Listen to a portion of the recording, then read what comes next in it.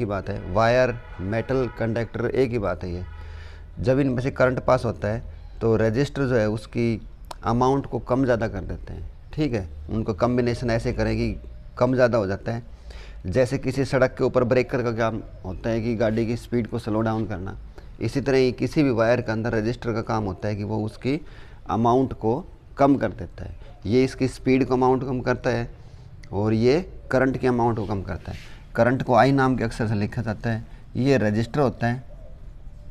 ये जैसे ब्रेकर का काम गाड़ी की स्पीड को स्लो डाउन करना होता है, इसी तरह ही रजिस्टर का काम करंट को कम ज़्यादा करना होता है। तो अब देखते हैं भाई सीरीज कम्बिनेशन क्या होती है। तो डियर स्टूडेंट्स, इसके लिए मैंने पहले भी आपको बता रखा है कि जब पॉजिटिव एक रजिस्टर का पॉजिटिव दूसरे के नेगेटिव के साथ जुड़ रहा हो तो उसको हम बोलते हैं सीरीज कॉम्बिनेशन। ठीक है, तो एक ऐसी हमने कि 3 रजिस्टर ले लिए इस प्रकार से और एक बैटरी लगा दी है, पोटेंशियल डिफरेंस अप्लाई कर दिया है। तो ये वाला पॉजिटिव है तो ये भी पॉजिटिव होगा, ये भी पॉजिटिव, ये भी पॉजिटिव। उधर से लेके आओगे तो ये भी नेगेटिव, ये भी नेगेटिव और ये भी नेगेटिव। अब देखो इसका पॉजिटिव जो पहले वाले का नेगेटिव दूसरे वाले के पॉजिटिव के साथ जुड़ा हुआ है। देखो ये पॉजिटिव नेगेटिव के साथ जुड़ा हुआ है, पॉजिटिव नेगेटिव के साथ जुड़ा हुआ है। इस प्रकार की कॉम्बिनेशन हम क्या बोलते हैं? Series combination.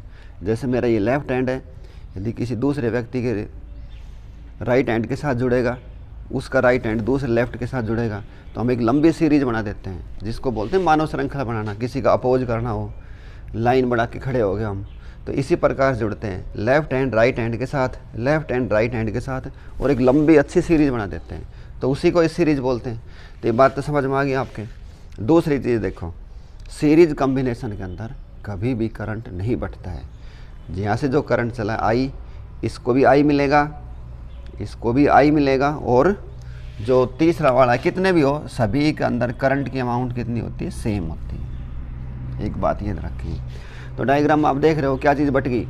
डायग्राम के अंदर V बट गई है। देखो इसको V1 मिलेगी, इसको V2 मिलेगी, इसको V3 मिलेगी। जैसे ऐसे मान के चलो कि हमने यहाँ पे कोई एक फ़ैन लगा दिया, आगे एक टीवी लगा दिया, उसके बाद एक बल्ब लगा दिया, और इनको हमने सीरीज में जोड़ दिया। तो डियर स्टूडेंट्स, जो ये सबसे लास्ट वाला होगा इसको वोल्टेज बहुत ही कम मिलेगी, इसको थोड़ी सी इससे ज़्यादा मिलेगी, ये थोड़ा और भी तेज़ चलेगा। तो ये सीरीज़ के अंदर कभी भी हम घरों के अंदर बिजली की फिटिंग नहीं करते हैं। क्यों? सीरीज़ में करेंगे तो लास्ट वाला जो हमारा उपकरण है वो बहुत ही, उसको पूरी वोल्टेज नहीं मिलती है और वो बहुत धीरे धीरे चलता है। ठीक है, तो घरों के अंदर बिजली की फिटिंग कैसे करी जाती है? पैरेलल के अंदर, जो अभी बताऊंगा इनको पैरेलल भी कैसे जोड़े जाते हैं। तो करें काम शुरू। ये मैंने कल भी सिखाया था कि भाई जो चीज़ बट गई उसी को लिख लो, और यहाँ पे जो नियम है वो कौन सा लगेगा? ओम्स लॉ का। तो यहाँ पे देखो अब क्या चीज़ बटी हुई है।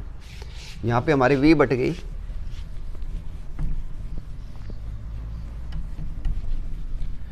यहाँ पे हमारी V बट गई है। देखो V को ऐसे लिखो, V is equal to V1 plus V2 plus V3। Ohm's law से V किसके बराबर है? V को तो यहाँ पे है, तो उसको हम लिखें IRS is equal to V1 लिखो अभी, IR1 plus IR2 plus IR3। ठीक है, सब में क्या चीज़ कॉमन है? सब के अंदर I कॉमन है। तो RS कितनी आ गई हमारी? RS is equal to R1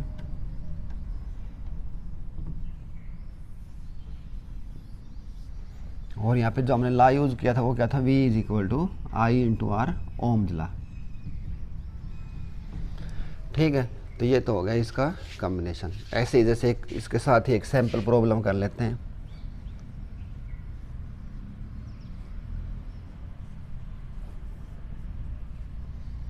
जैसे ये भी 2 ओम लगा दिया, 2 2 2, ये ओम का निशान होता है ऐसा।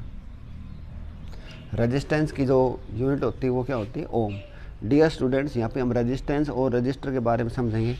रजिस्टर जो होता है वो दिखाई देता है, जबकि रेजिस्टेंस उसका गुण होता है। रेजिस्टेंस दिखाई नहीं देता है।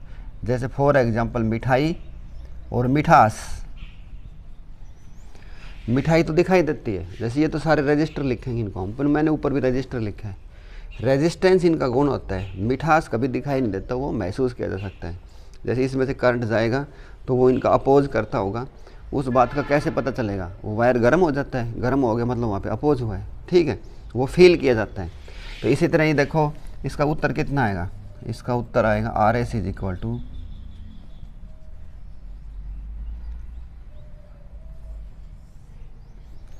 ठीक है।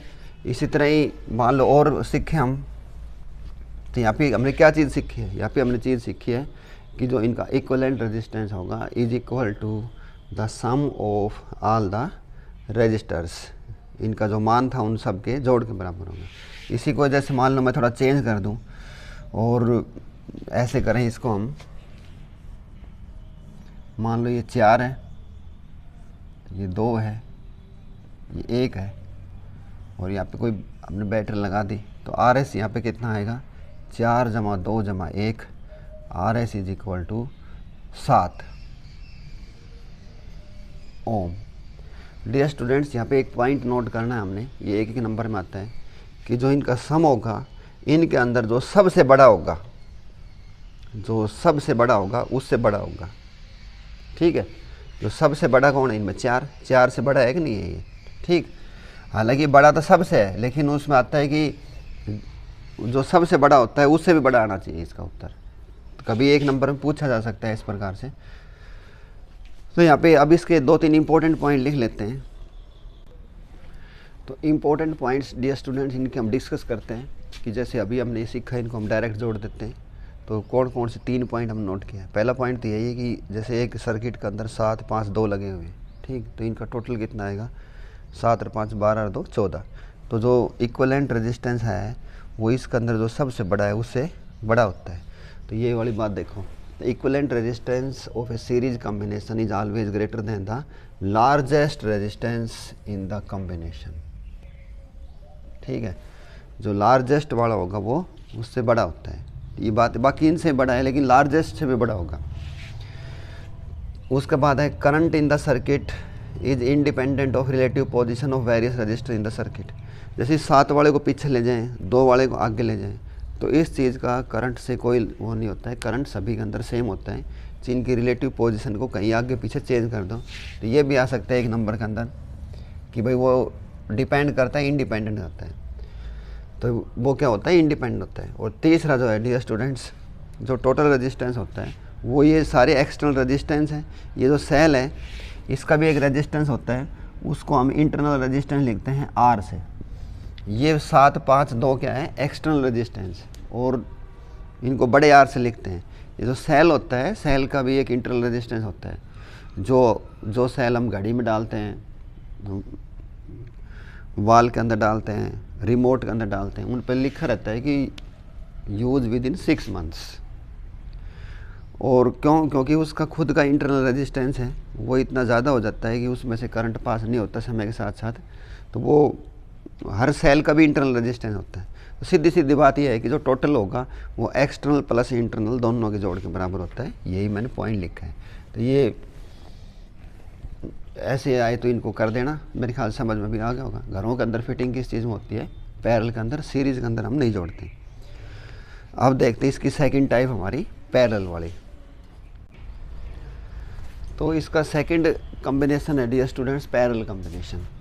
पैरेलल कॉम्बिनेशन के अंदर क्या होता है, पैरेलल कॉम्बिनेशन के अंदर रजिस्टर को इसलिए जोड़ते हैं कि टोटल वाला जो रेजिस्टेंस है वो कम हो जाए।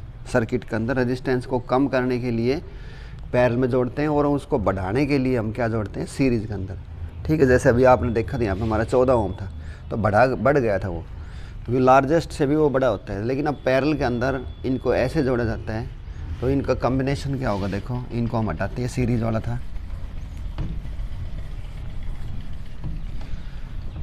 पैरेलल के अंदर जो होगा वो रूल होगा इसका,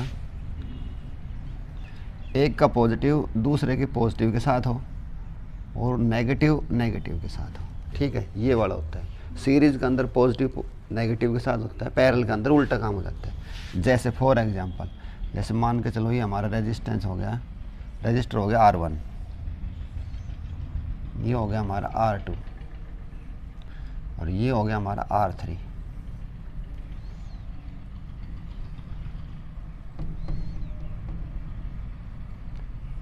इनको हमने एक सर्किट में जोड़ दिया, इसको सर्किट बोलते हैं।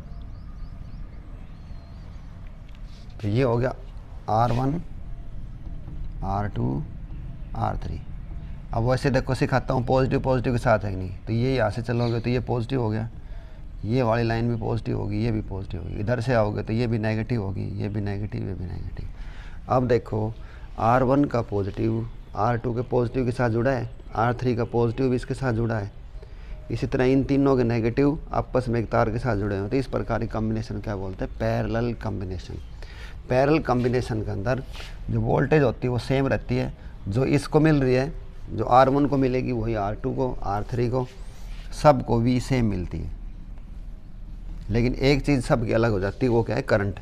यहाँ से जो I करंट जा रहा है वो 3 हिस्सों में बट जाता है। यहाँ पे आएगा I1 I2 और इसको कितना मिलेगा? I3। ठीक है, करंट बढ़ जाता है, यही घूम फिर के वापस फिर I बन के आ जाएगा। यहाँ से जो हमारा I करंट जो चला था वो 3 हिस्सों में आ गया था, आगे मिल के वो फिर I बन के आ जाता है। तो डियर स्टूडेंट्स, मैं पहले बताता हूँ कि जो चीज़ बट गई उसको लिखो। तो आप कहोगे सर इसमें तो करंट बट गया, इससे पहले वाले वोल्टेज बटी थी, तो इसको हम ऐसे लिख दें I is equal to I1 plus I2 plus I3। ठीक है, वही ओम जला से I के मान निकालेंगे। यहाँ से I जो हो जाता है हमारा I is equal to V by R। तो इसके लिए ऐसे लिखूँगा V बटे R P, क्योंकि हमने इक्विवेलेंट निकालना है। ये टोटल वाले का था, I1 के साथ लागू करवाओ, I1 के साथ V बटे R1, इसके साथ क्या आएगा? V बटे R2, इसके साथ कौन आएगा? V बटे R3। यहाँ सब V कॉमन है, ये हो जाएगा मेरा 1 बटे RP इज इक्वल टू। तो पैरेलल के अंदर इस प्रकार जोड़े जाते हैं। सेम वही सिस्टम था। मेन बात यहाँ समझ में आ गई होगी जो मैंने रूल बताए थे। और अब मान लो 2 के लिए स्पेशल केस करें हम, मान लो ये 2 होते, 2 के लिए क्या रूल लगाते हैं? 2 के लिए रूल लग जाता, जैसे भी इसका एलसीएम लूँ मैं, रेजिस्टेंस बताओ, तो 1 बटे RP इज इक्वल टू लघुत्तम कितना आ गया? 2, 1 जमा 1 जमा 1, 1 बटे RP इज इक्वल टू 3 बटे 2। डियर स्टूडेंट्स, हमने यहाँ पे 1 बटे RP नहीं निकालना होता है, हमने RP निकालना होता है, तो वो हो जाएगा 2 बटे 3।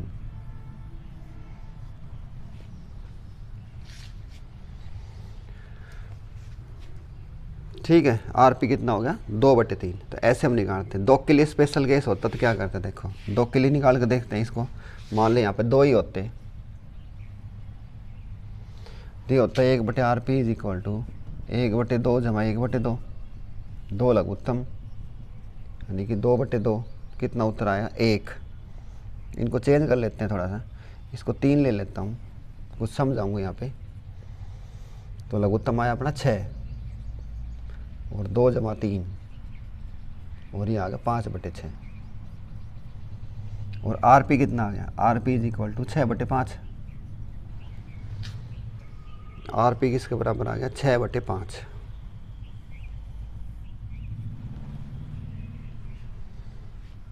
ठीक है, एक तो ऐसे करो, एक शॉर्टकट तरीका ये है कि इनका मल्टीप्लिकेशन बटे एडिशन, इनकी गुणा करो।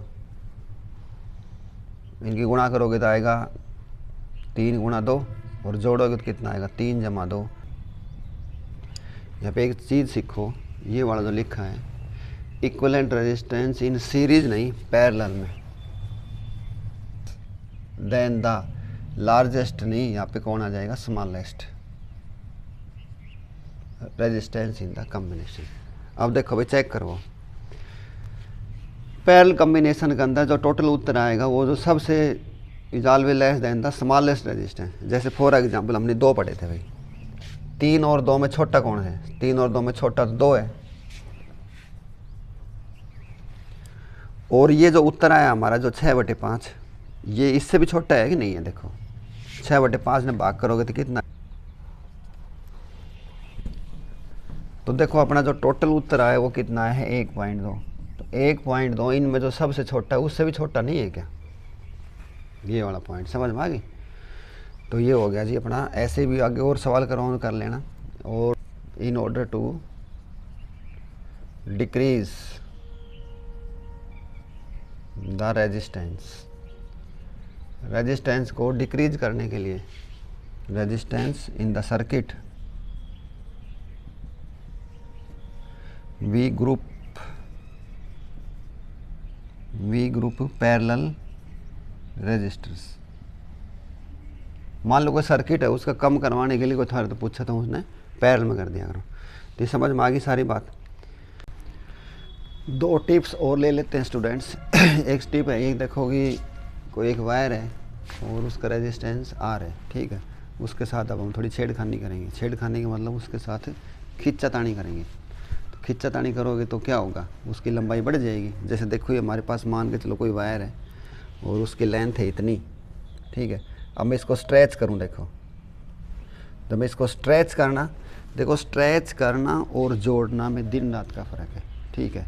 जैसे आपने देखी होगी, हम जो धूप लेते हैं, धूप की ऐसी स्टिक्स सी आती हैं, जैसे एक धूप में धूप बत्ती आती है, उनमें ऐसी स्टिक्स होती है समान सी,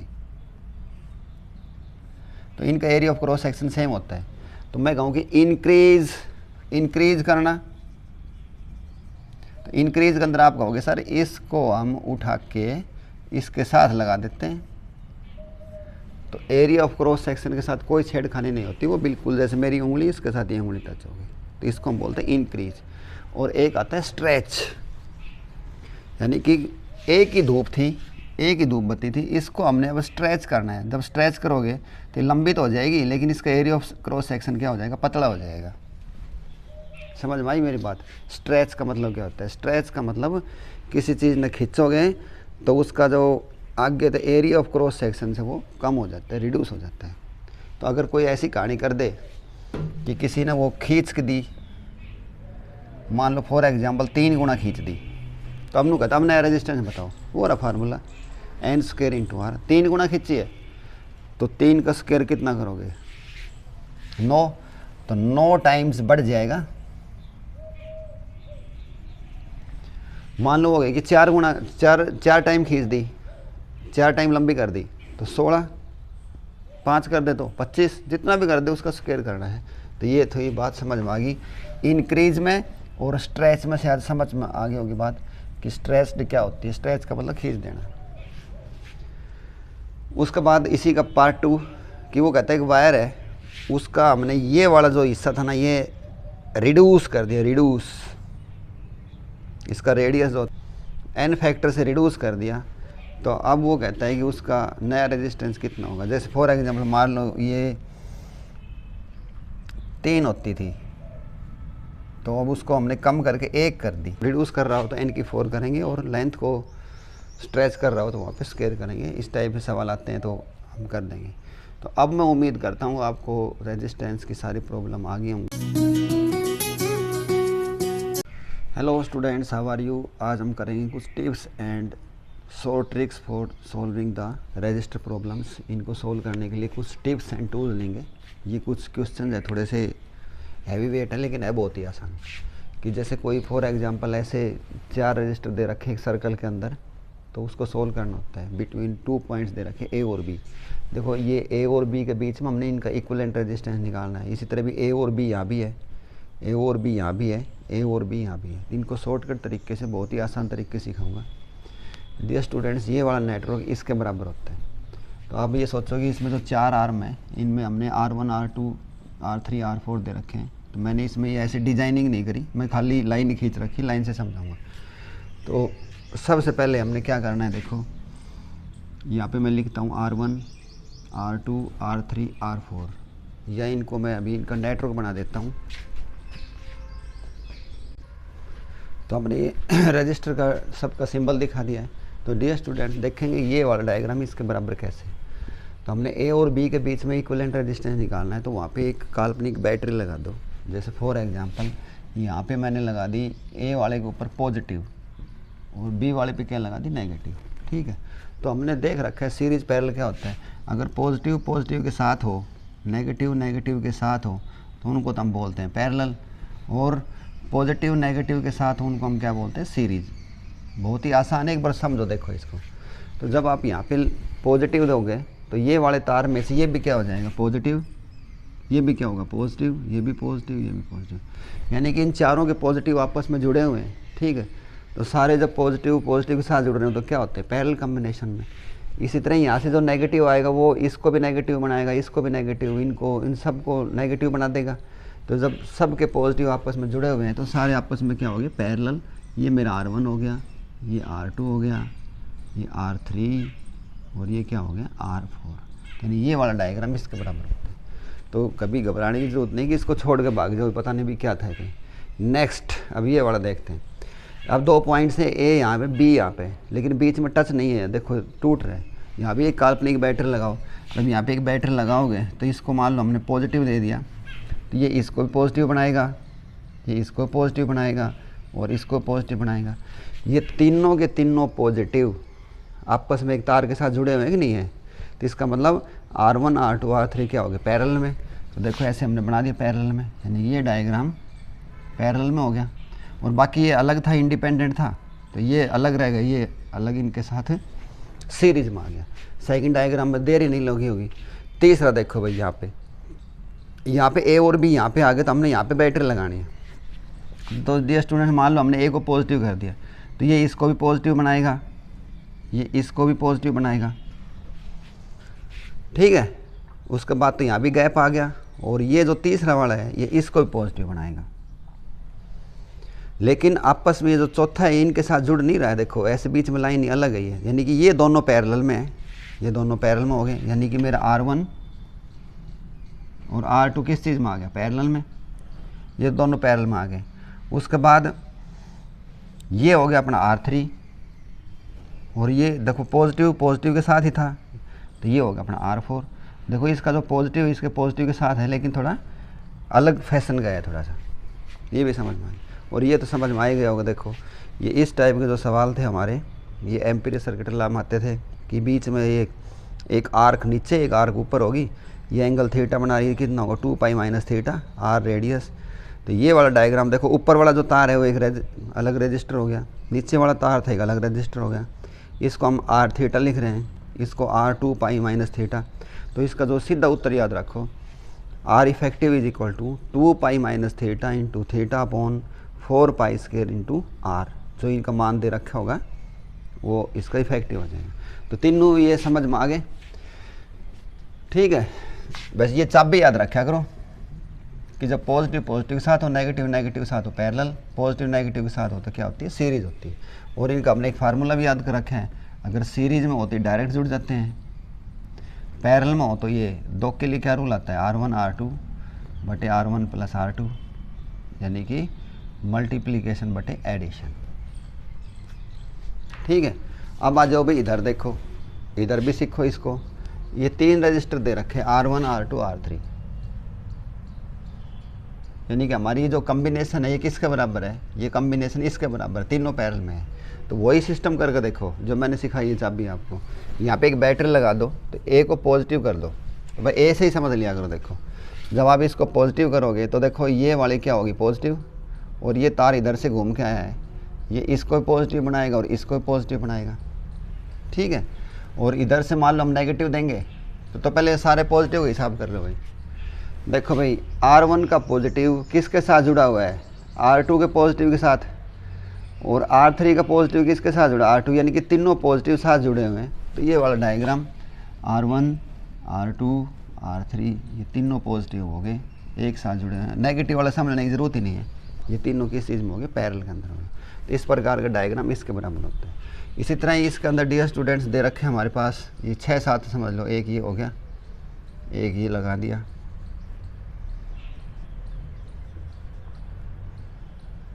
वो कहता है कि इनको बताओ भाई। तो ये वाला डायग्राम इसके बराबर है। देखो कैसे भाई, वही बैटरी सिस्टम लगाओगे, ये जो यहाँ जो नेटवर्क है ये 1 2 3 4 ये बन जाएंगे ऐसे।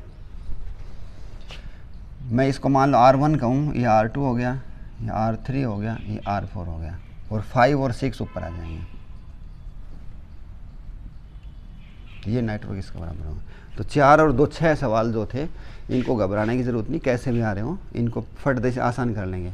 जैसे फॉर एग्जांपल यहाँ पे हम छोटी छोटी 1-2 सैम्पल प्रॉब्लम भी सॉल्व करेंगे, इनको भी सॉल्व करके दिखाऊंगा।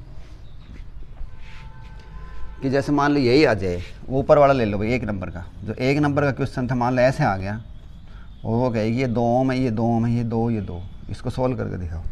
तो इसको सोल्व करना बड़ा आसान है, चारों पैरेलल के अंदर है, इसको हम ऐसे बना देंगे 1 2, ये वाली लाइन बिन के सेंटर में आएगी,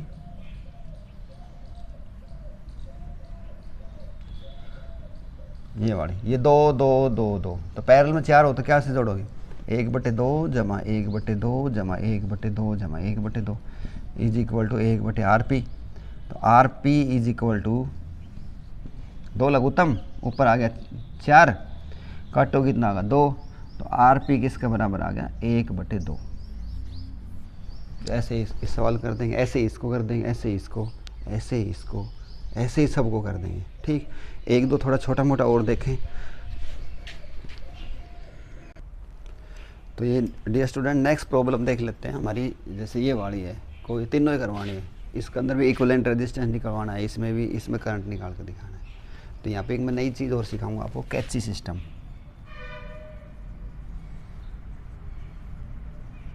बहुत ही आसान तरीके से, लेकिन रूल हमारे याद होना चाहिए कि सीरीज में कैसे जोड़ते हैं और पैरेलल में कैसे जोड़ते हैं। तो देखो ये जो है ना, यहाँ पे ये अलग इंडिपेंडेंट, यहाँ पे कैची से काट दो इसको और दोनों धागों को सीधा करो आप ऐसे, तो आपका डायग्राम ऐसे बन जाएगा। ये दिस इज इक्वल टू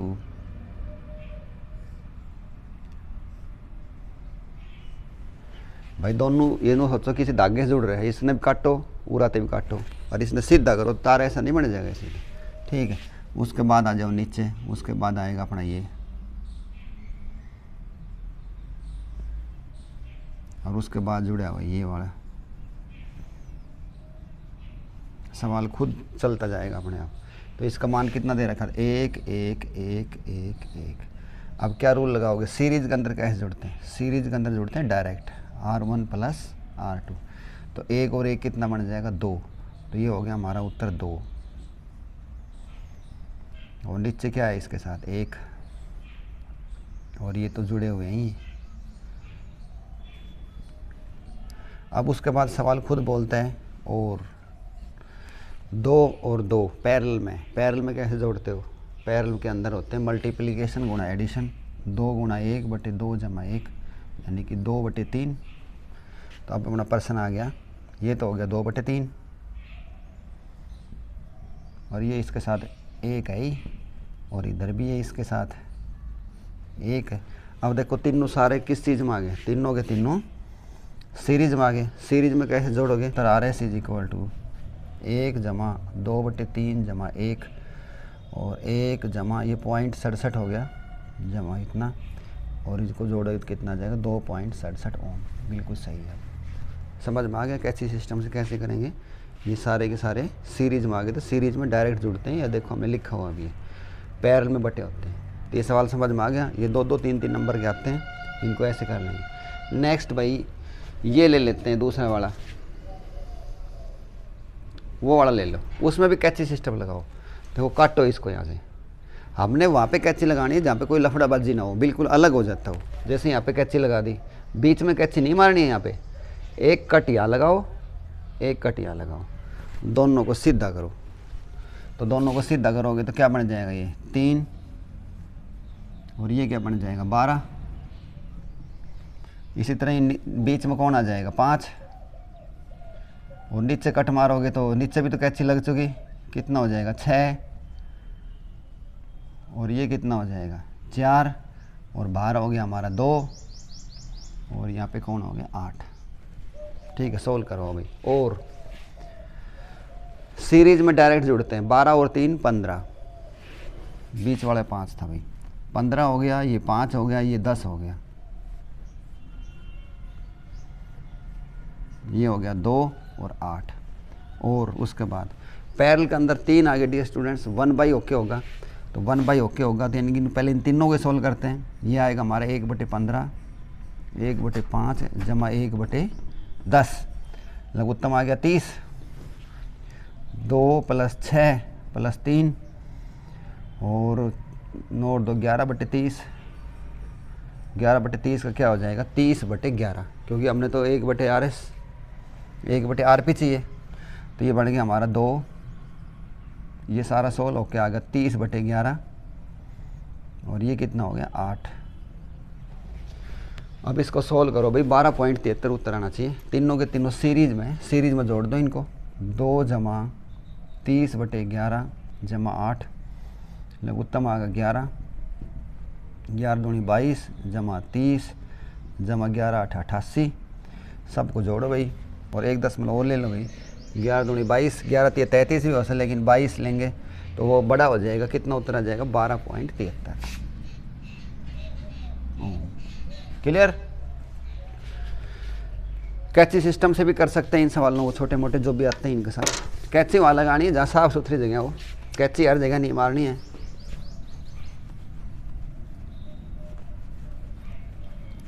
अब ले लो भाई ये वाला, इसके अंदर करंट निकाल कर दिखाना है। देखो इसको भाई मैंने शॉर्टकट बनाई थी एक ट्रिक कि ये वाला जो डायग्राम है ये सारे 10-10 हैं, ये डायग्राम इसके बराबर है। ये डायग्राम इसके बराबर है, यूँ सारा 10-10 लिख दो। ठीक है, सवाल अपने आप बोलेगा भाई, ऐसे ऐसे चलते जाओ। पहले इन दोनों कर लो। पैरेलल में कैसे जुड़ते हैं, पैरेलल के अंदर ये बन जाएगा 10 × 10/10 + 10। पैरेलल में तो 2 के लिए यही रूल होता है, तो यानी कि 100/20 कितना आ गया 5। तो ये बन गया हमारा 5। ऊपर पहले 5 है एक, ये वाला बन गया 5। इसी तरह ये वाला भी 5 बनेगा और नीचे भी आ गया 5। और बैटरी बाद में लगाएंगे, पहले आर निकाल लेते हैं। उसके बाद बताओ क्या बोल रहा है सवाल। सवाल कह रहा है कि ये जो 5 और 5 है दोनों, ये जो दोनों 5 और 5 है, ये किस चीज़ में, सीरीज में। सीरीज में कैसे जुड़ते हैं, डायरेक्ट जुड़ते हैं। तो ये पर्सन बन गया हमारा 5 10 और ये कितना हो गया 5। अब फिर पैरेलल में आ गए तीनों।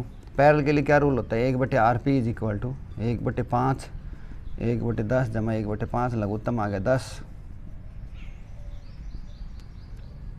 और RP आ गया हमारा 10/5 यानी कि 2। पलटी मार दी मैंने, समझ जाओ।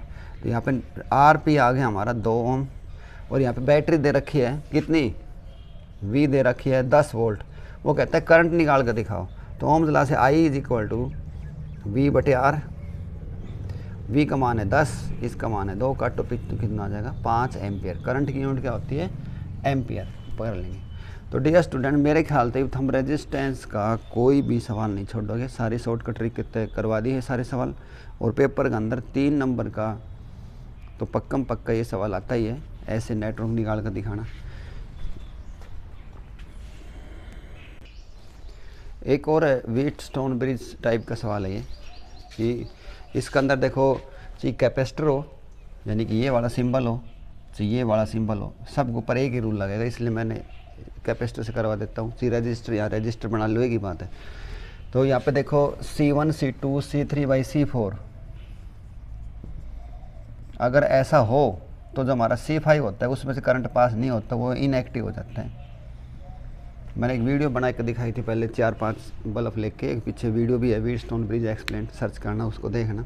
तो जो 5 वाला जो है उसके अंदर से करंट नहीं जाता है, तो ये इनएक्टिव हो जाता है। तो डियर स्टूडेंट्स, इसका जो ये कंडीशन होनी चाहिए पहले तो इसका C इक्वलेंट निकालने का फार्मूला होगा C1 + C2 × C3 + C4 बटे सब को जोड़ देना। ठीक है, इस तरीके से हम ऐसे कर लेंगे। तो जैसे अब हम एक सवाल करते हैं, देखो ये वाली जो तस्वीर है, ये व्हीटस्टोन ब्रिज बराबर बनाता हूँ। पहले 4 पॉइंट बना लिया करो।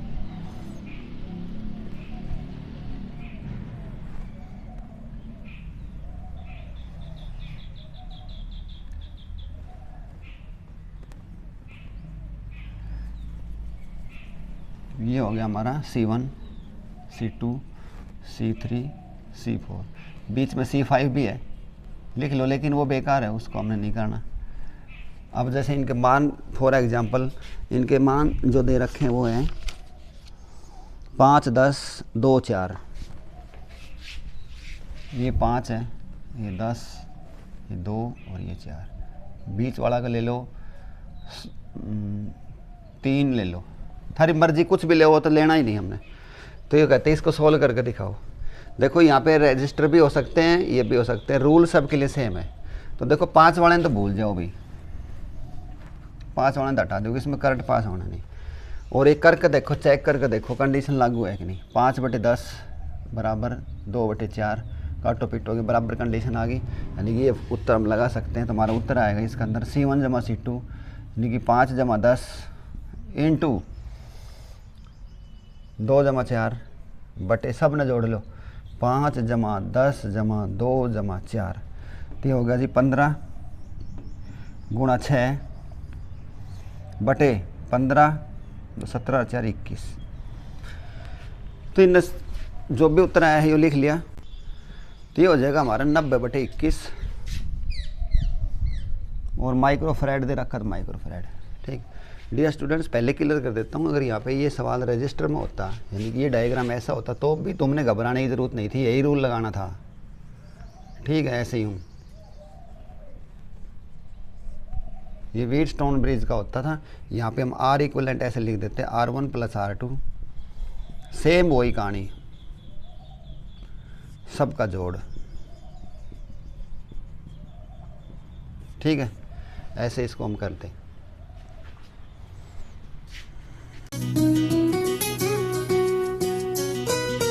How are you. आज की हमारी जो क्लास है वो है पैरेलल प्लेट कैपेसिटर क्या होता है, इसका एक्सप्रेशन निकालेंगे कैपेसिटेंस के लिए, और इफेक्ट ऑफ डाइलेक्ट्रिक स्टडी करेंगे। तो डियर स्टूडेंट्स, नाम से ही स्पष्ट है, पैरेलल प्लेट कैपेसिटर, इसको शॉर्टकट में हम PPC बोलते हैं। ये ऐसा अरेंजमेंट होती है जिसके अंदर 2 पैरेलल प्लेट्स होती हैं, जैसे एक प्लेट ये होगी और एक प्लेट होगी ये वाली,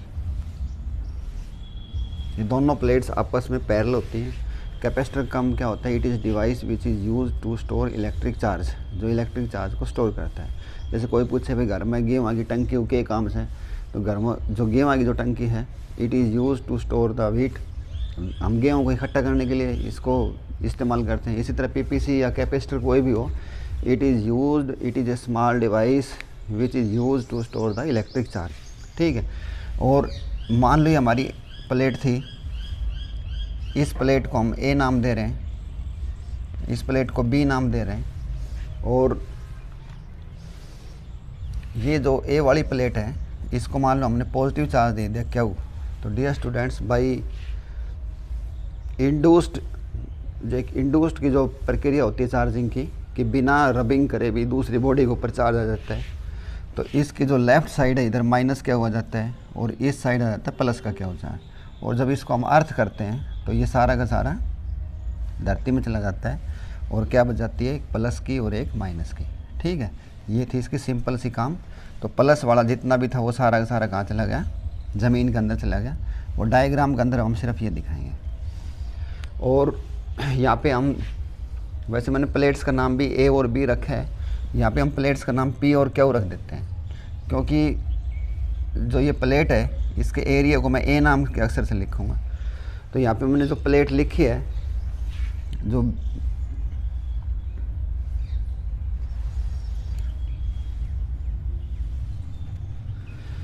तो ये डायग्राम आपको समझ में आ गया। बीच में खाली होता है, इसके बीच में वैक्यूम भी आ सकता है, इसमें कोई भी डाइलेक्ट्रिक भी डाल सकते हैं। डाइलेक्ट्रिक का मतलब होता है नॉट और वेरी लेस कंडक्टिंग, ऐसी चीज़ जिसमें से करंट बहुत ही कम पास होता है उसको हम बोलते हैं डाई इलेक्ट्रिक। वेरी लेस और नॉट टू कंडक्टिंग। तो अभी करते हैं काम शुरू। देखो यही बात जो मैंने समझाई लिखी है, PPC is most commonly use capacitor, it consist of 2 conducting plate placed parallel to each other, the separation D between very, ये इनके बीच की सेपरेशन होगी यहाँ से यहाँ तक की, इसको D नाम का अक्सर लिखेंगे, is very small as compare to the area of plates. Plates का एरिया हमने क्या लिया है, A लिया है। If plus Q charge is given to the plate P, then the charge minus Q is induced on the left side, whereas plus Q charge is induced on the right side. When the plate Q is earthed, then the positive charge on its right face goes to the earth. जो इसके right side में जो positive आया था वो सारा चला जाता है। इसकी थोड़ी हमने भूमिका बनाई है। अब डियर स्टूडेंट्स, इसका निकालेंगे हम expression for the capacitance. Capacitance का जो फार्मूला होता है C = Q/V। ठीक है भाई, इसको लेकर चलेंगे, बस कहीं से V निकाल लो और इसमें रख दो, अपना सारा उत्तर आ जाएगा C वाला। तो देखो इलेक्ट्रिक फील्ड बिटवीन 2 प्लेट्स, जो फार्मूला होता है वो होता है E = V/r D V by D R, और D V by D R को मैं लिख देता हूँ वी बाई डी वी।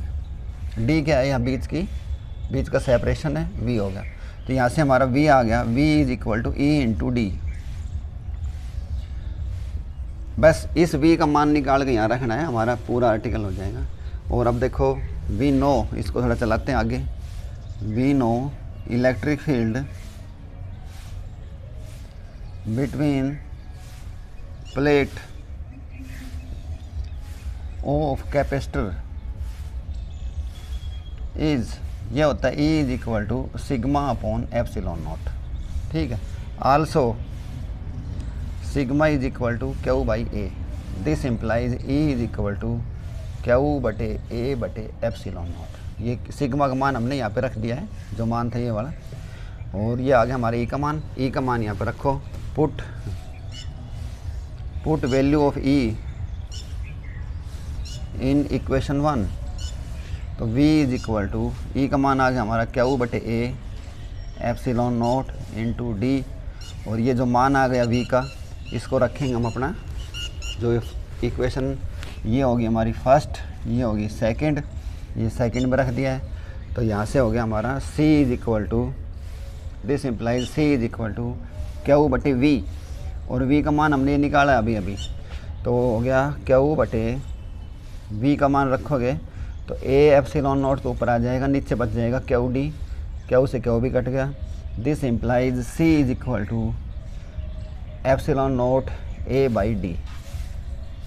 ये हमारा इसका कैपेसिटेंस का एक्सप्रेशन आ गया, जो हमने सिद्ध करके दिखाना है। उसके बाद इसके अंदर हम सीखेंगे कि effect of dielectric on capacitance of a capacitor, कि अगर ये जो हमारा कैपेसिटर है इसके बीच में कोई डाइलेक्ट्रिक डाल दें तो इसका क्या बनता है रीजन। जैसे फॉर एग्जांपल ये जो प्लेट थी, इनके बीच में जो गैप था, यहाँ पे हमने कोई डाइलेक्ट्रिक कांस्टेंट डाल दिया, जिसका डाइलेक्ट्रिक कांस्टेंट K, तो इसका केस चेंज हो जाएगा ये।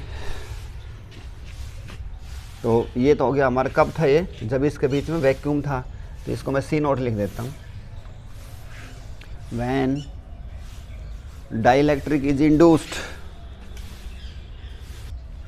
तो डियर स्टूडेंट इसका सेकंड पार्ट करते हैं। जब इनकी प्लेट्स के बीच में कोई एक डाइलेक्ट्रिक इंट्रोड्यूस कर दें तो उसका कैपेसिटेंस क्या होगा, ये और निकालेंगे, इसका सेकंड पार्ट है। तो देखो ये जो रेड कलर से मैंने ये दिखाई है, यहाँ पे हमने एक डाइलेक्ट्रिक कांस्टेंट डाल दिया है, जिसका डाइलेक्ट्रिक कांस्टेंट K है। तो अब जो इलेक्ट्रिक फील्ड होगा between plates, now electric field between plates of PPC is given by, देखो यहाँ पे हमने एक फार्मूला लिखा था, E is equal to sigma upon epsilon naught लिखा था ना। देखो ये रहा, ये कब था, जब बीच में वैक्यूम था, एयर थी, क्योंकि असली फार्मूला तो यही होता है। लेकिन आपको पता है वैक्यूम का डाइलेक्ट्रिक कांस्टेंट कितना होता है, 1, इसलिए उसकी ज़रूरत नहीं पड़ी। लेकिन अब हमने इसके अंदर कोई ऐसा मीडियम डाल दिया, जैसे कोई ग्रीस डाल दी, कोई ऑयल डाल दिया, कुछ भी चीज़ डाल दी, तो अब तो उसका डाइलेक्ट्रिक कांस्टेंट हमको इंट्रोड्यूस करना पड़ेगा, जिसको हम किस नाम से अक्सर लिखेंगे, K नाम के अक्षर से। ठीक है, अब देखो आगे सेम वही काम करवाओ। We know C is equal to Q by V, सारी चीज़ वैसे की वैसे चलेंगी। C is equal to Q by V, और V निकाल के लाओ कहीं से भी। तो V का फार्मूला क्या होता है, E इंटू डी, और E का मान अब ये रखेंगे, V is equal to sigma epsilon naught K into D. और सिग्मा खुद किसके बराबर होता है, sigma is equal to Q बटे A epsilon naught K into D. और इस मान को यहाँ रख दो। तो अब देखो यहाँ पे मैं O नहीं लिखूँगी, तो जब लिखा जब वैक्यूम था, एयर थी, लेकिन अब तो हमने मीडियम डाल दिया, तो हम लिखेंगे यहाँ पे CM is equal to Q बटे V का मान रखो। तो ये ऊपर चले जाएंगे सभी, ए एप्सिलॉन नॉट और K तो ऊपर चले जाएंगे, नीचे आ जाएगा क्यू इंटू डी, क्यू से क्यू घट गया। तो CM कितना आ गया हमारा, इसको इसी हिसाब से लिखते हैं, एप्सिलॉन नॉट ए और K आगे लगा देता हूँ बटे डी। अब इनको कंपेयर करते हैं। देखो ये वाला जो हमारा हिस्सा है, ये हमने किसके बराबर सिद्ध कर रखा है, C नॉट के बराबर। तो this implies CM is equal to K into CO। तो अब देखो भाई बढ़ गया कि नहीं बढ़ गया, जब हमने इसमें डाइलेक्ट्रिक डाल दिया उस कैपेसिटर के अंदर कोई वार्निश डाल दी, कोई ग्रीस डाल दी, कोई ऑयल डाल दिया, तो उसका CM K टाइम्स होगा ना पहले वाले का, तो इसका मतलब बढ़ गया। मान के चलो शुरू में 20 था और जो हमने मीडियम डाला है उसका डाइलेक्ट्रिक कांस्टेंट 4 है, तो 4 गुना 20 कितना होगा, 80 होगा, तो बढ़ गया कि नहीं बढ़ गया। तो इस तरह ही देखो जब हमने डाइलेक्ट्रिक डाल दिया है, effect of dielectric on the capacitance of this capacitor, this implies capacitance of PPC increases, बढ़ जाती है कितनी, by K times, K times बढ़ जाती है, जो डाइलेक्ट्रिक कांस्टेंट है उसका K से गुणा कर देंगे। तो यहाँ पे छोटे मोटे एक दो सवाल भी आ जाते हैं कि यहाँ से K का मान बताओ, तो this implies K is equal to CM/CO। ऐसा दिया हुआ पाएगा कि भाई मीडियम में थी जब वो 80 होगी, उससे पहले 20 थी, तो K का मान निकाल कर दिखाओ, 80/20 कितना आ जाएगा, 4 आ जाएगा। तो ये था डियर स्टूडेंट्स इसका। तो अब इससे related dear student 2 sample problem करेंगे। देखो ये वाला फार्मूला पता चल गया कब होता है, जब PPC के बीच में एयर हो वैक्यूम हो। जब मीडियम हो तो इसको खाली K से गुणा करना होता है, जो डाइलेक्ट्रिक कांस्टेंट डालना है। डाइलेक्ट्रिक का मतलब होता है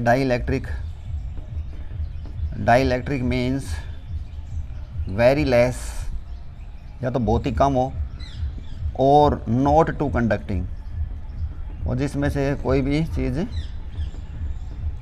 यानी कि वो कंडक्टिंग ना करता हो, उसको हम बोलते हैं डाइलेक्ट्रिक। ठीक है, अब ये देखो ये 2 सैम्पल प्रॉब्लम करते हैं। फर्स्ट वाला पढ़ो भाई, देखो what is the area of plates of A 2F PPC given that separation between this. तो इसका जो D दे रखा है हमारे पास 0.5 सेंटीमीटर, जब भी न्यूमेरिकल करो सारी ऐसा होने लेनी होती है, तो 0.5 मीटर होगी, और सेंटी का मतलब कितना होता है, गुणा 10⁻²। ठीक है, ये तो होगी D। उसके बाद उसका C दे रखा है CO, यानी कि C दे रखा है 2 फराड। 2 फराड वैसे होता नहीं है, बहुत बड़ी अमाउंट होती है। धरती जो है, धरती का खुद जो कैपेसिटेंस वो है 711 माइक्रोफैराड। ठीक है, तो धरती इतनी बड़ी का होता है, 2 फराड तो बहुत बड़ी चीज़ है, लेकिन न्यूमेरिकल में चलता है सब। और उसके बाद हमने A निकाल कर दिखाना है क्या होगा। और डियर स्टूडेंट्स ये आपको याद होना चाहिए, एप्सिलॉन नॉट का मान 8.85 गुणा 10⁻12। तो भाई हो जाओ शुरू फार्मूला के अंदर। इसके अंदर हमने A निकाल कर दिखाना है, तो A इज इक्वल टू तिरछी गुणा कर दो,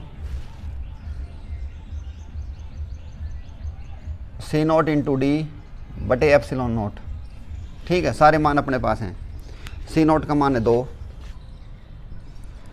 D का मान है ये रहा 0.5 गुणा 10⁻2, D भी हो गया। एप्सिलॉन नॉट का मान अपने याद है 8.85 गुणा 10⁻12। तो इसको सोल्व करेंगे, एक बड़ा सारा 10 लिख लिया करो, 10⁻2 प्लस की 12, ये तो दोनों है हिसाब किताब बराबर। इनको और देखो 0.5 में करोगे तो ये आ जाएगा 1, 0.5 में 2 से गुणा करोगे तो 1 आ जाएगा, 1/10। तो 1/10 को सोल्व करोगे तो ये हमने करा हुआ भी है। ये जो एक कूलम चार्ज से कितनी इलेक्ट्रिक लाइन गुजरती है वो वाला भी पर्सन है। और ये आता है 1.13, और इनको हिसाब लगाओ 12 में से ये होगी इतनी, और ये हो गया हमारा 10। न्यूमेरिकल का नियम होता है 1 पॉइंट इसको पीछे लेके जाएंगे तो ये हो जाएगा 1.13, और गुणा 10⁻9 बच जाएगी। यहाँ पे समझो डियर स्टूडेंट्स एक बार, ये 0.103 थी, इसको दशमलव को यहाँ मान लो ओरिजिन पे। अब सभी को पता है इधर प्लस होते हैं इधर माइनस होते हैं, ठीक है। लेकिन जब हम दशमलव को उधर लेके जाएं तो 10 की शक्ति जो होती है उसका उल्टा काम करना होता है। जैसे मैं इसको इधर लेके जाऊँगा तो मैंने 10 की शक्ति माइनस लगाना है, इधर आगे लेके आऊँगा तो यहाँ पे प्लस करना होता है। ये जो निशान होते हैं उनको उल्टा करना होता है। जैसे अभी देखो यहाँ पे हमारे साथ 10 की शक्ति 10, तो मैं इसको 1 पॉइंट इधर लेके आया हूँ तो प्लस की तरफ जा रहा हूँ, लेकिन 10 की शक्ति के साथ क्या करनी है, माइनस करनी है। तो हो जाएगा 1.13 गुणा 10⁻9। ठीक है, समझ में आ गया अच्छी तरह। और एरिया की यूनिट क्या होगी, मीटर स्क्वायर। नेक्स्ट भाई ये वाला ले लो दूसरा। In PPC the capacitance increases from 4 microfarad to 80 microfarad. 4 से 80 हो गया। On introducing medium between the plates what is dielectric constant. अभी लिखा था CM is equal to K into epsilon naught A/D होता है, ये खुद CO के बराबर होता है। और सबका मान रख दो भाई, जो बढ़ गया वो 80 है, K निकालना था, पहले था कितना 4, पहले था 4, तो K का मान आ गया, इसने 4 तबाह करो 20, इसकी कोई यूनिट नहीं होगी। तो इस प्रकार के सवाल आते हैं। तो मैं समझता हूँ कि ये PPC का कैपेसिटेंस का एक्सप्रेशन और इफेक्ट ऑफ डाइलेक्ट्रिक आपको समझ में आ गया होंगे अच्छी तरह। नोट्स बनाओ, तैयार करो। Thanks, have a good day.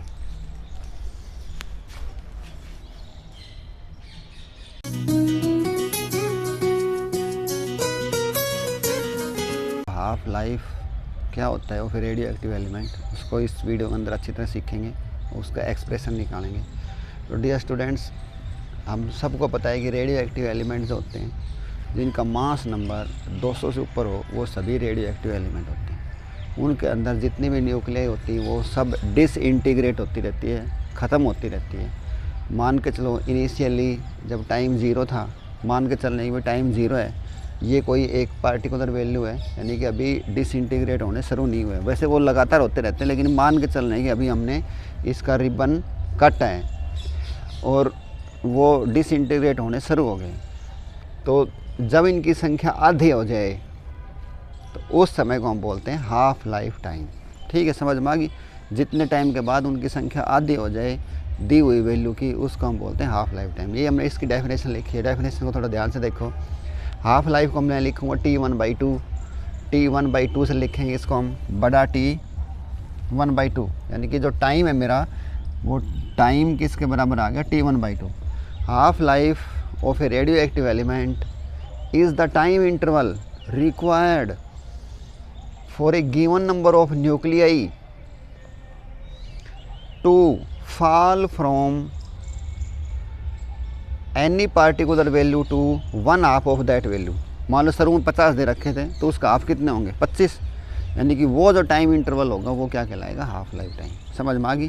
थोड़ी डेफिनेशन थोड़ी सी अटपटी लगी होगी आपको। देखो एनी पार्टिकुलर वैल्यू, यानी कि कोई भी दी हुई वैल्यू कि 1/2 हो जाए।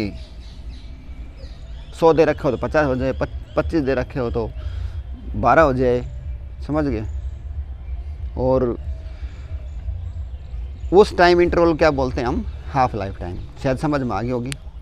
उसके बाद जो हाफ लाइफ टाइम होता है, यहाँ पे जो रेट ऑफ डिसइंटीग्रेशन होता है वो भी आधा हो जाता है, और टाइम तो उनकी संख्या तो आधी हो ही जाती है।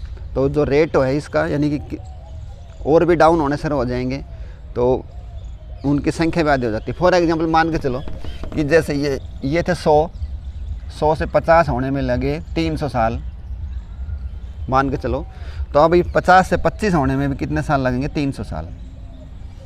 तो रेट भी कम नहीं होगा। देखो भाई 100 से 50 होने में तो 300 साल लगे, और 50 से 25 होने में भी कितने टाइम लगेगा, 300 साल का। 25 से 12 होने में भी 300 साल लगेंगे, 12 से 6 होने में भी 300 साल लगेंगे। तो आप देखो इसका जो रेट था वो बिल्कुल समय के साथ साथ इनका जो रेट था वो बिल्कुल डाउन होता रहा है। ऐसे इसका ग्राफ जो खींचेंगे वो इस टाइप का आएगा, और ये कभी मिलाना नहीं होता है क्योंकि बहुत ही स्लो हो जाएगी। आखिर में मान लो 2 बच गए तो 2 से 1 होने में भी कितना टाइम लगेगा, 300 साल का। तो डियर स्टूडेंट्स, हाफ लाइफ जो टाइम होता है उसके अंदर जो रेट ऑफ डीके कांस्टेंट है, यानी कि जो इसका रेट होगा और इनकी संख्या दोनों ही रिड्यूस हो जाती है आधी ऑफ देयर इनिशियल वैल्यू। अब इसका एक मैथमेटिकल और कर लेते हैं। देखो जो रेडियो एक्टिव जो हमारी इक्वेशन है वो होती है N=N0 E की माइनस लैम्डा टी। ये हमारा रिलेशन होता है, ये रदरफोर्ड सोडी रिलेशन भी बोलते हैं इसको। हाँ भाई ये अब उसके बाद ये वाला हो गया N0/2, यानी कि आधी होगी इनकी संख्या, लेकिन टाइम कितना हुआ अब देखो, E की माइनस लैम्डा टाइम हो गया मेरा T1/2। ठीक है, इसको सोल्व करवाओ। N0 से N0 कट जाएगा, यहाँ बचेगा अपना 1/2 बराबर E की माइनस लैम्डा T1/2, और इसको और करोगे तो इसका पलटी मार दो, ये हो जाएगा 2/1 बराबर E की शक्ति लैम्डा T1/2, और माइनस तो प्लस हो ही गई हमारी। ठीक है, उसके बाद इसका दोनों तरफ लॉगरिथम ले लो, टेकिंग लॉग बोथ साइड्स, क्योंकि हमने इस एक्सपोनेंशियल फंक्शन को हटाना है। टेकिंग लॉग बोथ साइड्स, तो होगा हमारे पास log 2 = lambda T1/2। Dear students, हमारा जो यहाँ पे लॉगरिथम लिखा है नेचुरल लॉग है, इसका बेस होता है ई। ठीक है, जो नेचुरल लॉग होता है इसका बेस होता है ई, और इसको हम ln से भी लिख देते हैं, ln2 ऐसे भी लिख सकता हूँ मैं। लेकिन ये जो मान है बुक्स में नहीं होता है, तो बुक्स में जो मान होता है वो कॉमन लॉग होता है और उसका बेस होता है 10 का।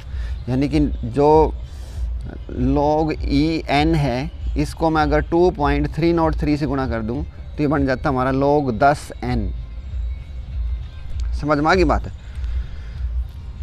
इसको 10 से गुणा कर दूं, ना इसको इतने से गुणा कर दूं, तो ये हमारा जो नेचुरल लॉग था ये किस में कन्वर्ट हो गया है, कॉमन लॉग में।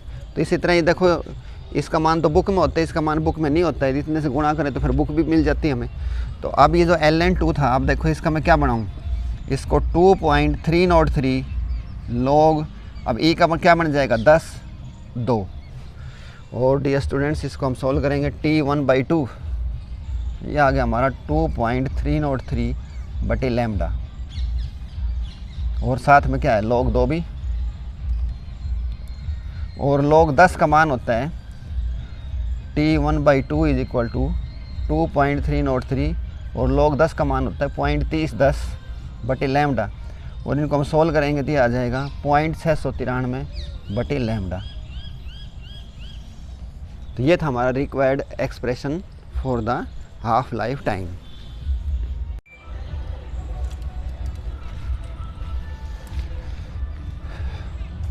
हाँ, तो स्टूडेंट्स ये एक्सप्रेशन करने के बाद आगे इसके अंदर हम देखते हैं कि मान लो n हाफ लाइफ करवाए हम, जैसे फॉर एग्जांपल ये हमने पढ़ा था एक हाफ लाइफ के लिए, तो ऐसे फॉर एग्जांपल ऐसे काफ़ी हाफ लाइफ चलती जाए। जैसे फर्स्ट हाफ टाइम के बाद क्या हो जाता है, इनकी संख्या जो आधी हो जाती है, तो इसको बात को हम ऐसे लिख सकते हैं n is equal to n0 into ये जो 1/2 था इसकी पावर कितनी होगी 1 होगी।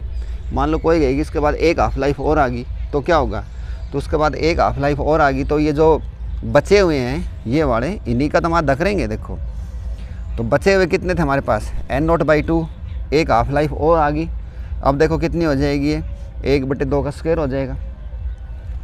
इसी तरह मान लो 3 हाफ लाइफ आएगी तो क्या करेंगे हम, तो जो n0/4 आया है हमारा इसको एक बार और करेंगे तो 2 2 4 2 3 कितनी 8 हो जाएगी, हो जाएगी कि नहीं 8। उसके बाद 4 half life, 5 half life, 6 half life, ऐसे काफ़ी हाफ लाइफ आती रहेंगी। तो मान लो मैं कहूँ कि भाई n हाफ लाइफ के बाद क्या होगा, तो आप देख रहे हो जब एक हाफ लाइफ थी तो यहाँ पे एक उत्तर आ रहा था, 2 थी तो 2 आ रहा था, 3 थी तो 3 आएगा, 4 थी 4। n हाफ लाइफ के बाद क्या आ जाएगा, यहाँ पे n आ जाएगा। तो यहाँ पे n क्या है, n is the number of half lifes. ठीक है, ये एक हाफ लाइफ थी, ये 2 हाफ लाइफ थी। जैसे इसको हम निकालेंगे कैसे, जो हमारा टोटल समय दिया हुआ है उसको हम हाफ लाइफ से भाग कर देंगे। जैसे फॉर एग्जांपल मैं कहूँ कि कोई एक रेडियो एक्टिव एलिमेंट है वो 30 साल बाद बिल्कुल ख़त्म हो जाएगा, तो टोटल टाइम कितना अपना 30 साल।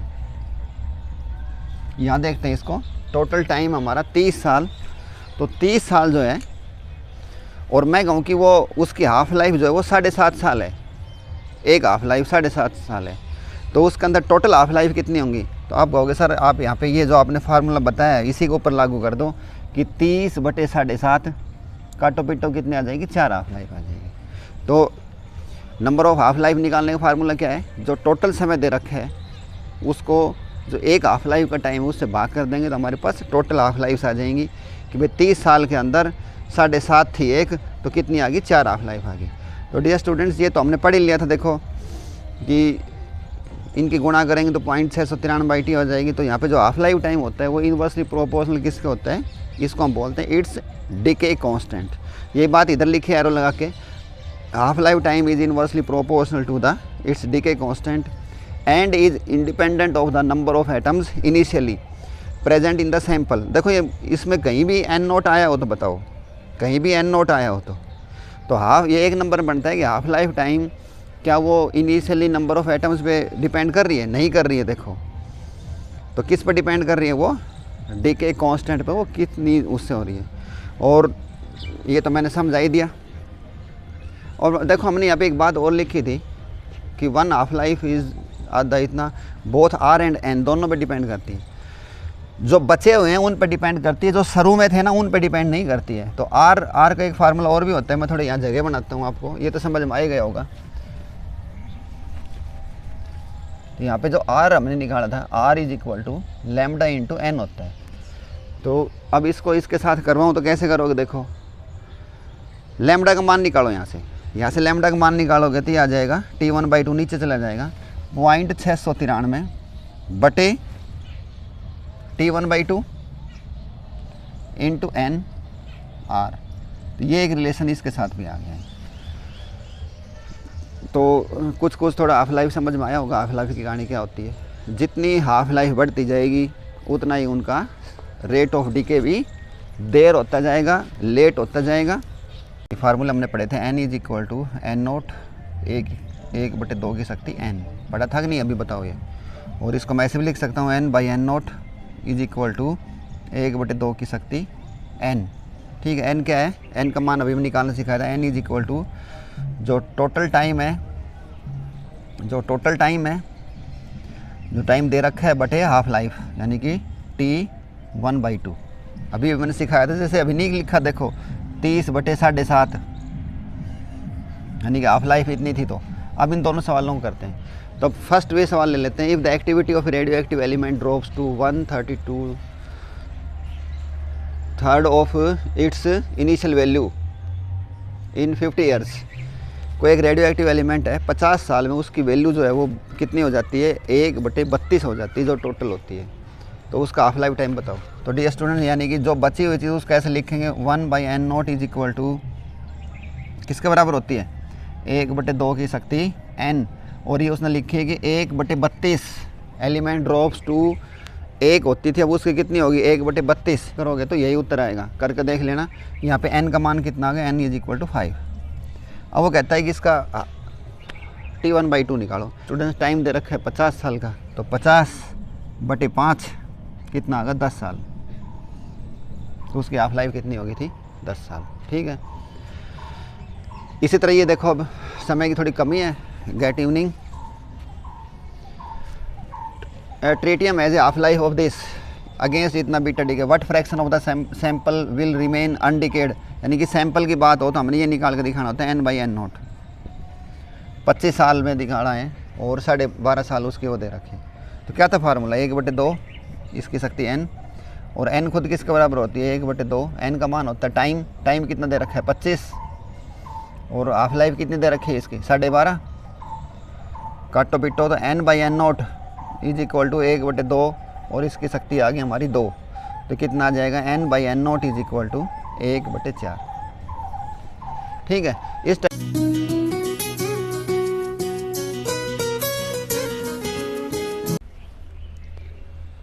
Hello students, how are you. आज की हमारी जो क्लास है वो कैपेसिटर से संबंधित है। कैपेसिटर क्या होते हैं, कैसे जोड़े जाते हैं, क्या इनकी पॉसिबल कॉम्बिनेशन होती है, सारी जानकारी आज इस वीडियो के अंदर लेंगे। तो डियर स्टूडेंट्स, कैपेसिटर आपने देखा होगा, ये पंखों के अंदर भी ऐसे सेल से लगे होते हैं और इलेक्ट्रॉनिक आइटम के अंदर भी लगे होते हैं। तो कैपेसिटर का काम होता है, it is a device which is use to store the electric charge. ये चार्ज को स्टोर करने के काम आते हैं, और ये इस टाइप से, इनको कंडेंसर भी बोलते हैं। ऐसे सेल से होते हैं और इनके अंदर 2 प्लेट होती है, एक पॉजिटिव प्लेट होती है और एक नेगेटिव प्लेट होती है। ठीक है, और कैपेसिटर का काम होता है चार्ज को स्टोर करना। इसके अंदर चार्ज की स्टोरेज होती है। इसको एक बार हम एसी में लगा के कुछ सेकंड के लिए छोड़ देते हैं, चार्ज हो जाते हैं। इनको वापस दोनों पॉइंट को भिड़ाएंगे तो वो डिस्चार्ज हो जाते हैं। तो ये थी कैपेसिटर की बात। कैपेसिटर का जो सिंबल होता है, इसके अंदर 2 प्लेट्स होती हैं, एक प्लेट ऐसी होती है, एक प्लेट ऐसी। ये कैपेसिटर का सिंबल होता है, ये सिंबल हो गया। और अगर इसके अंदर से बीच में से ऐसे तीर का निशान जा रहा हो, उसको हम बोलते हैं वेरिएबल कैपेसिटर का सिंबल होता है। तो देखो, हमने ये कैपेसिटर लगा रखे हैं, सबके सिंबल हैं, दोनों लाइन बराबर से होने चाहिए। 3 कैपेसिटर C1 C2 C3, एक प्लेट पॉजिटिव होती है, एक नेगेटिव होती है, पॉजिटिव नेगेटिव। इनको हमने एक किसी सेल के साथ, किसी इसके साथ पोटेंशियल डिफरेंस लगाया डियर स्टूडेंट्स यहाँ पे। तो अब इनका कॉम्बिनेशन क्या होगा वो हमने निकालना होता है। तो इस प्रकार की कॉम्बिनेशन को हम बोलते हैं सीरीज कॉम्बिनेशन। सीरीज कॉम्बिनेशन का मतलब जब किसी भी एक कैपेसिटर का पॉजिटिव दूसरे के नेगेटिव के साथ जुड़ा हो, वो बनाता है सीरीज। जैसे आपने देखा होगा भाई, कहीं पे हमने मानव श्रृंखला बनानी है, तो मेरा जो राइट हैंड है इसके साथ दूसरे वाले का लेफ्ट हैंड जुड़ेगा, फिर राइट लेफ्ट ऐसे जुड़ के हम लंबी एक सीरीज बना देते हैं। तो मेरा वाला जो राइट हैंड था वो दूसरे वाले के साथ किसके साथ जुड़ा है, लेफ्ट हैंड के साथ, तो क्या बनती है, एक सीरीज बनती है। तो ऐसे ही देखो यहाँ पे राइट लेफ्ट हैंड नहीं होते हैं, यहाँ पे एक की पॉजिटिव प्लेट दूसरे के नेगेटिव के साथ जुड़ी हुई है इस तार के द्वारा। इस प्रकार की कॉम्बिनेशन को हम बोलते हैं सीरीज कॉम्बिनेशन। कहीं भी चेक कर लो आप, इसकी नेगेटिव इसके पॉजिटिव के साथ जुड़ रही है, ऐसे सोन लंबी एक सीरीज बनती जाती है। तो इस प्रकार की जो कॉम्बिनेशन होती है वहाँ जो हमारा पोटेंशियल डिफरेंस है वो तीनों केस में बढ़ जाता है। यहाँ से इसको मिलेगा V1, इसको मिलेगा V2, इसको मिलेगा V3। और जबकि जो चार्ज होता है वो सेम रहता है सभी के अंदर, उसका मान चेंज नहीं होता है। वो जैसे इसके अंदर क्या हुआ है तो इसमें भी क्या हुई होता है और इसमें भी क्या हुई होगा। जबकि यहाँ से यहाँ तक इसका पोटेंशियल डिफरेंस कितना है, V1, इसका V2, इसका V3 होता है। अब कोई पूछे सर इनको ऐसे जोड़ क्यों रहे हो, तो उसका उत्तर हमने लिखा है कि capacitors are grouped in two ways, for example in series and parallel. They are grouped when a capacitor of required value is not available. जैसे मान लो हमने कोई रिक्वायर्ड वैल्यू थी वो अवेलेबल नहीं हो रही, भाई कितने हो, मान लो फॉर एग्जांपल कि मेरे पास ऐसे 10-10 के और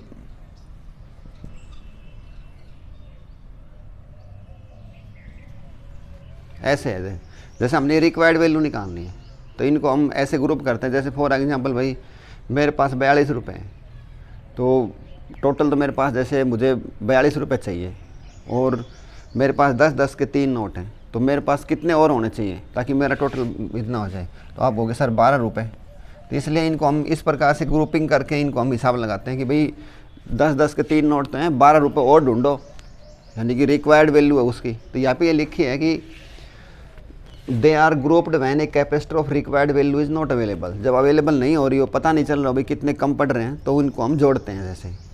जैसे फॉर एग्जांपल टोटल 42 चाहिए था और रुपया था मुझे 30, तो कितना और चाहिए भाई बताओ, 12 रुपये चाहिए, इसलिए इनको हम ग्रुपिंग करते हैं। When capacitors are grouped in series, जब उनको सीरीज में जोड़ोगे जैसे लेफ्ट राइट हैंड वाला हिसाब से, तो उनकी जो नेट कैपेसिटेंस होती है वो डिक्रीज होती है। इस फार्मूले से देते हैं, अभी इसको सिद्ध भी करेंगे। 1/CS is equal to 1/C1 + C2। और जब उनको पैरेलल में जोड़ा जाता है तो उनकी नेट कैपेसिटेंस इंक्रीज हो जाती है, और वो उस फार्मूले से लेंगे CP is equal to C1 + C2। तो बिना देर किए इसका हम प्रूफ करते हैं कि भाई ये वाले जो दोनों फार्मूले हैं वो कैसे हमने निकाले होंगे। तो देखते हैं यहाँ पे भाई जो बाय डेफिनेशन है, बाय डेफिनेशन V का फार्मूला होता है V is equal to C/V is equal to Q/C।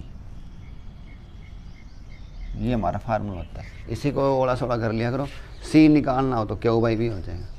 अब डियर स्टूडेंट, जो चीज़ बट गई, देखो यहाँ पे कौन सी चीज़ बटी है,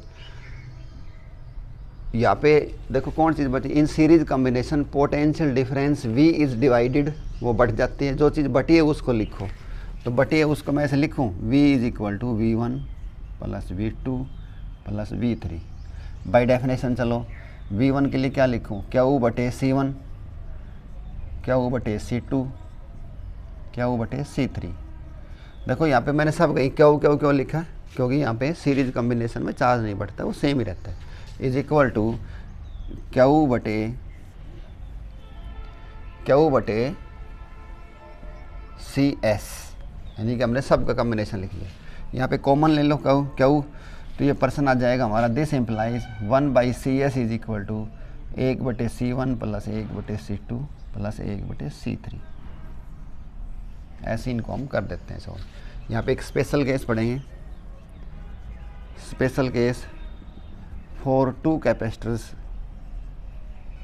2 कैपेसिटर्स के लिए क्या उत्तर आएगा, for 2 capacitors 1/C1 1/CS is equal to 1/C1 + 1/C2। डियर स्टूडेंट्स, हमने यहाँ पे CS निकालना होता है, ना कि 1/CS। तो इसका एलसीएम लोगे तो आएगा C1 C2/C1 + C2 is equal to CS। इसने उल्टा सुल्टा कर दिया, यानी कि मल्टीप्लिकेशन बटे एडिशन। 2 के लिए हम ऐसे कर लेंगे। इसमें छोटी मोटी और भी 2-3 जानकारी है, उनको भी देखते हैं अभी। तो यहाँ पे एक हम सैम्पल प्रॉब्लम कर लेते हैं।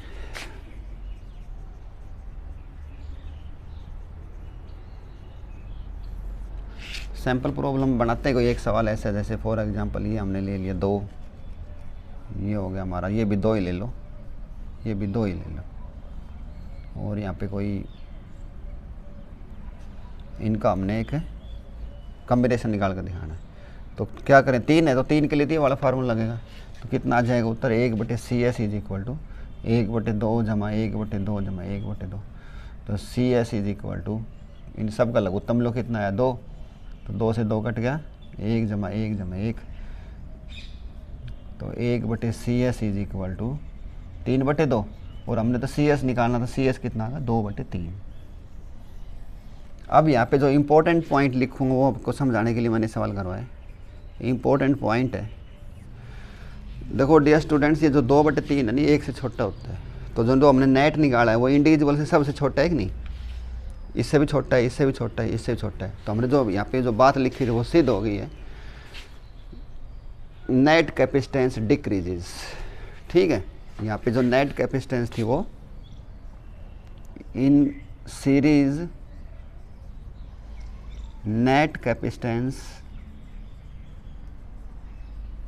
यानी कैसे लिख दूँ, CS is less than, for example जैसे C1 वाले से, C2 वाले से, C3 वाले से, सब से वो नेट कैपेसिटेंस डिक्रीजेस।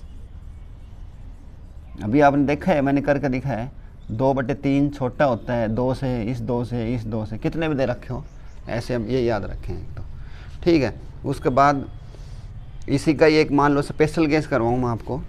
तो फॉर एग्जांपल 2 के लिए लें हम, जैसे यहाँ पे करते हैं हम 2 के लिए, जैसे यहाँ पे हमारे पास मान लो 2 ही कैपेसिटर होते हैं, एक ही हो गया और एक ही हो गया, इसका भी मान इसका भी मान दो, तो कोई एक CS निकालो। तो 2 के लिए तो हमने एक स्पेशल केस बना रखा है, 4 कैपेसिटर, सीधे इनकी गुणा बटे जोड़ कर दिया करो, मल्टीप्लीकेशन बटे एडिशन, यानी कि 2 × 2/2 जमा 2, कितना उत्तर आ गया 4/4, कितना उत्तर आया 1। अब देखो जो हमारे नेट कैपेसिटेंस आई है वो इन दोनों छोटी है कि नहीं, 1 से भी छोटी है, 2 से भी छोटी है, तो यहाँ पे नेट कैपेसिटेंस जो है वो डिक्रीज हो जाती है। और फॉर एग्जांपल इसको ऐसे भी कर लेंगे हम, एक और शॉर्टकट भी तरीका है हमारे पास। शॉर्टकट तरीका ये है, मान लो एक काफ़ी दे रखे हों, 4 N capacitors each capacitance is C, तो उसका जो उत्तर आएगा वो क्या आएगा, उसका उत्तर आएगा C equivalent is equal to C/N। ठीक है, उसको N से भाग कर देंगे। जैसे अब अभी जो हमने पहले किया था इसको देख लो एक बार, जैसे फॉर एग्जांपल ये 2/2 था, तो इसको ऐसे करूं, 2/2 था तो भाई नेट कैपेसिटेंस होगी हमारी, यानी कि इंडिविजुअल बटे N का मान कितना है, यहाँ पे 2 हैं, तो ये देखो ये भी C का है, इसका मान भी C है, इसका मान, तो C का मान मैंने कितना लिखा है 2/2, तो ये हो जाएगा 2 बटे इनकी संख्या कितनी है 2, तो ये वही उत्तर आ जाएगा। एक तरीका ये भी कर सकते हैं। और 2 के लिए तो मैंने स्पेशल रूल लिखवा भी रखा है, इनकी गुणा बटे कर दिया। मान लो ये काफ़ी होते, फॉर एग्जाम्पल मान लो ये ऐसे 8 होते या 4 होते, 2 2 2 2, तो इनका C इक्वलेंट कैसे निकालते हैं, C equivalent is equal to, सारों को मान देखो कितना है 2, सबकी संख्या कितनी है,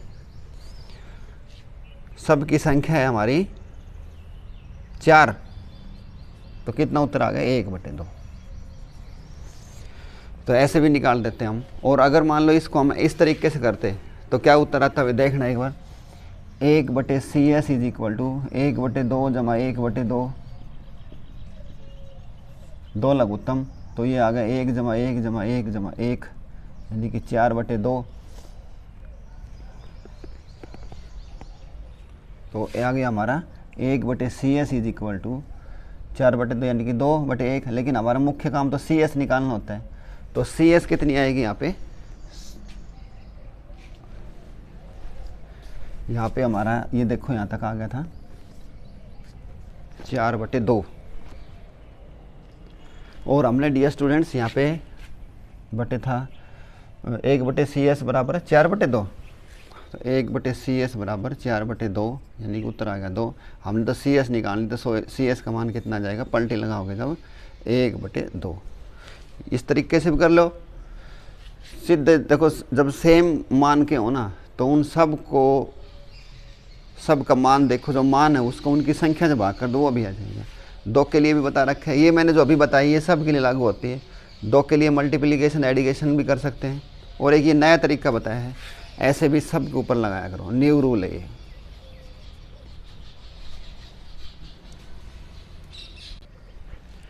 अब इसका जो सेकंड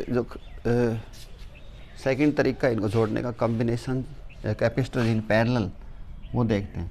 डियर स्टूडेंट्स, पैरेलल में जब होते हैं, जब एक कैपेसिटर का पॉजिटिव दूसरे के पॉजिटिव के साथ जुड़ रहा हो और नेगेटिव नेगेटिव के साथ जुड़ रहा हो, तो इस प्रकार के कॉम्बिनेशन को हम बोलते हैं पैरेलल। जैसे फॉर एग्जांपल देखो, इस टाइप से होते हैं, 1 हो गया, 2 हो गए, 3 कैपेसिटर हो गए, इनको हम जोड़ रहे हैं यहाँ पे ऐसे। देखो, इसका पॉजिटिव इसके पॉजिटिव के साथ जुड़ गया और इसका पॉजिटिव इसके पॉजिटिव के साथ जुड़ गया। इसी तरह ये नेगेटिव नेगेटिव है सभी, ये नेगेटिव वाला इसके नेगेटिव के साथ जुड़ गया, ये इसके नेगेटिव के साथ। इस प्रकार की कॉम्बिनेशन को क्या बोलते हैं? Parallel combination. ये हमारा C1 है, C2, C3, और इनका भी काम करेंगे वही सारी चीज़। देखो डियर स्टूडेंट्स, पैरेलल के अंदर जो है, पैरेलल के अंदर वोल्टेज यानी कि पोटेंशियल डिफरेंस है वो कभी नहीं बढ़ती है। हमारे घरों के अंदर जो बिजली की फिटिंग हो रही है वो पैरेलल में ही होती है। हर इंस्ट्रूमेंट को सेम वोल्टेज मिलती है, तो यहाँ पे वोल्टेज नहीं बढ़ेगी एक तो हमारी, दूसरी तो फिर क्या चीज़ बढ़ती है? यहाँ पे बढ़ता है Q, तो यहाँ पे इसको मिलेगा Q1, इसको मिलेगा Q2 और इस वाले को क्या मिलेगा? Q3। ठीक है, बस ये चीज़ याद रखो, V सबकी सेम रहेगी इसके अंदर, इसको भी V मिलेगी, इसको भी V मिलेगी, इसको भी V मिलेगी। इससे पहले जो मैंने पढ़ाया था उसके अंदर देखो, सबकी V1, V2, V3 अलग अलग थी और Q सबका सेम था, लेकिन इसके अंदर V सबकी सेम है और ये बट गई। तो इसका हम इसी में ही थोड़ा थोड़ा मॉडिफिकेशन करके इसी को यहीं पे करवा देता हूँ। ये तो सारी चीज़ वो की वो यहीं। When positive plate of one capacitor is connected with positive plate of another capacitor is said to be in parallel combination. ठीक है, पॉजिटिव किसके साथ हो? दूसरे की पॉजिटिव के साथ। When positive plate of one capacitor is connected with the positive plate of another capacitor. इसी तरह नेगेटिव नेगेटिव के साथ हो। तो अब देखो यहाँ पे मैंने क्या चीज़ बताई है, क्या चीज़ बटी है? इन parallel combination, in parallel combination charge Q is divided. तो इस बात को अब हम ऐसे लिखेंगे, चार्ज डिवाइड होगा तो Q is equal to Q1 plus Q2 plus Q3, whereas V remains same across the each capacitor. ठीक है, सारी बात समझ में आ गई। अब हमने यहाँ पे देखो Q, ये जो मैंने लिखी थी ये वाली, ये सारी बात को अब चेंज करके जो चीज़ बटी है उसी को उठाओ, तो आप कहोगे sir Q is equal to Q1 plus Q2 plus Q3। Dear students, यहाँ पे हम Q को निकालेंगे क्योंकि ये बाई डेफिनेशन फार्मूला होता है, तो Q is equal to CV। तो फर्स्ट कैपेसिटर के लिए क्या लिखेंगे? फर्स्ट कैपेसिटर के लिए लिखेंगे C1 into V, C2 into V plus C3 into V is equal to C parallel into V। सब कहीं V कॉमन है, सबको भगाओ तो हमारा उत्तर आ जाएगा CP is equal to C1 plus C2 plus C3। ऐसे इनको हम कर देते हैं। इस प्रकार के जो इस पैटर्न में जो जोड़े उनको हम बोलते हैं पैरेलल कॉम्बिनेशन। तो इसका भी एक सवाल देख लेते हैं, एक छोटी सैम्पल प्रॉब्लम, फिर स्पेशल केस भी पढ़ेंगे। सैम्पल प्रॉब्लम, जैसे मान लो दे रखे हो ऐसे, ये भी 2 2 2, इनकी यूनिट होती है माइक्रोफराड पिकोफराड। तो इसका इस हिसाब से लगवाओ, फार्मूला कितना आएगा? CP इज इक्वल टू 2 जमा 2 जमा 2, तो टोटल उत्तर कितना आ गया हमारा? 6 माइक्रोफराड। अब देखो जो हमारा जो इक्विवेलेंट आया वो 6 आया है, वो सबसे बड़ा है कि नहीं है? तो अब ये वाला पॉइंट हमारा सिद्ध होता है, when capacitors are grouped in parallel net capacitance increases. बढ़ गई कि नहीं? देखो 6 जो है वो बड़ी है इंडिविजुअल से, इन दो वालों से, ये सब इंडिविजुअल से बड़ी होती है। तो ये इनमें एक एक नंबर के पर्सन भी पूछे जाते हैं कि भाई पैरेलल में हो तो नेट कैपेसिटेंस इंडिविजुअल से बड़ी होती है, सीरीज में हो तो छोटी होती है। तो ये बात समझ में आ गई। यहाँ पे एक छोटा केस और ले लेते हैं। तो यहाँ पे देखो, अगर n कैपेसिटर दे रखे ही जो कैपेसिटेंस उनका हम फार्मूला निकाल देंगे, n इंटू C कर देंगे। जैसे इसी में देख लो, हर 2 2 का है, उनकी संख्या कितनी है 3, तो कितना उत्तर आ गया 6, ये 6 काट रखे। मान लो ऐसे 70 दे दिया, ठीक है, संख्या 70 और हर जो है वो 1 का है, तो उत्तर कितना आ जाएगा 70। मान लो सारा 1-1 माइक्रोफैराड का, कितना दे रखे हो, शॉर्टकट तरीका है। जबकि हमने ये तो थी पैरेलल वाले में, जबकि सीरीज वाले में मैंने क्या बताया था, सीरीज वाले के अंदर मैंने बताया था C/N कर दिया करो। सीरीज वाले के अंदर जो C इक्विवेलेंट होती है वो C/N कर देंगे, और यहाँ पे गुणा करनी है, देखो यहाँ पे गुणा करो, यहाँ पे उसको भाग करो N से, तो ऐसे हम कर लेते हैं। अब इनका मैं एक रेशियो और निकाल देता हूँ। तो डियर स्टूडेंट्स देखते हैं यहाँ पे इनका रेशियो भी, ये तो सब समझ में आ ही गया होगा। सीरीज वाले में भाग करना है, पैरेलल वाले में गुणा करना है। अब एक स्पेशल केस और पढ़ते हैं यहाँ पे, सैम्पल प्रॉब्लम तो होगी हमारी, अब देखते हैं एक स्पेशल केस।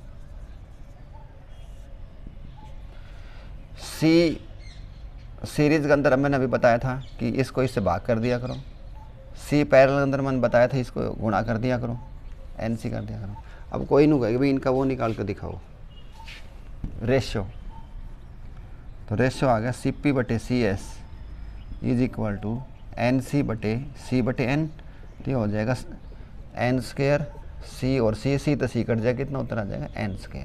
अब डियर स्टूडेंट्स ऐसे क्वेश्चन आते हैं कि 5 कैपेसिटर, ठीक है, कितना कैपेसिटर 5 कैपेसिटर, ईच जो उनकी मान दे रखा है 5 कैपेसिटर्स, ईच ऑफ वैल्यू कितनी भी दे रखी हो, जैसे 7 माइक्रोफैराड, ये सब भाग जाना है, 7 हो 9 हो 15 हो 20 हो, कुछ भी दे रखे हो, are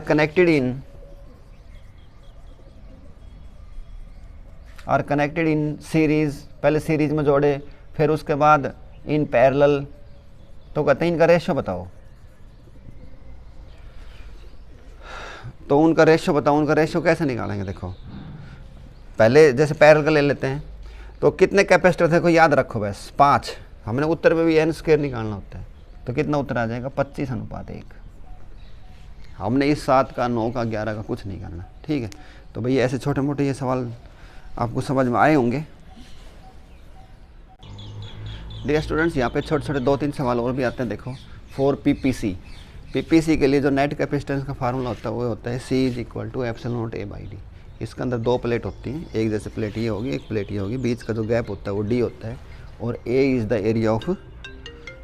area of this plates. तो वो कहता है कि इस प्रकार से सवाल आएंगे, इनको हम कैसे सॉल्व करेंगे। हमने ऐसे तो सवाल करने सॉल्व आगे, लेकिन ऐसे सवाल तो नहीं करें हमें सॉल्व। तो डियर स्टूडेंट्स यहाँ पे देखो इनकी ट्रिक क्या होती है,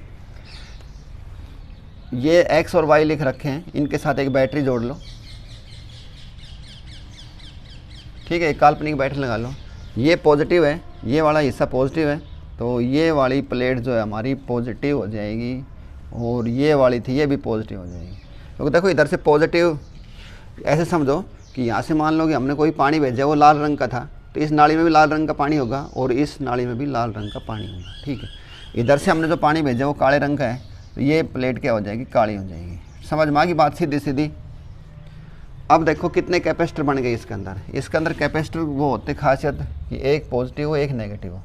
तो एक कैपेसिटर तो डियर स्टूडेंट्स ये बन गया हमारा, देखो ठीक है, एक वाला एक तो ये बन गया इनके बीच का, इसको मैं थोड़ा हाईलाइट करता हूँ, एक कैपेसिटर तो हो गया हमारा ये, और एक नेगेटिव पॉजिटिव, यानी कि ये वाली जो प्लेट है साथ जगह है, ये पॉजिटिव के साथ एक कैपेसिटर बन गया ये, ठीक है। ये ऐसे करने के लिए 2 कैपेसिटर आ गए। अब ध्यान दो, बताओ सीरीज है पैरेलल है, इसकी नेगेटिव इसके पॉजिटिव के साथ जुड़ी हुई है, एक कैपेसिटर की पॉजिटिव दूसरे के नेगेटिव के साथ जुड़ी हुई है, तो क्या होती है सीरीज कॉम्बिनेशन। और सीरीज में उत्तर क्या होता है,